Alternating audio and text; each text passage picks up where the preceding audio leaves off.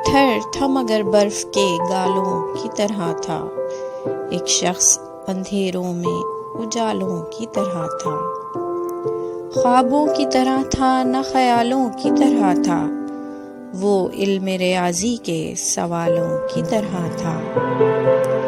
الجھا ہوا ایسا کہ کبھی حل نہ ہو سکا، سلجھا ہوا ایسا کہ مثالوں کی طرح تھا، وہ مل تو گیا تھا مگر اپنا ہی مقدر،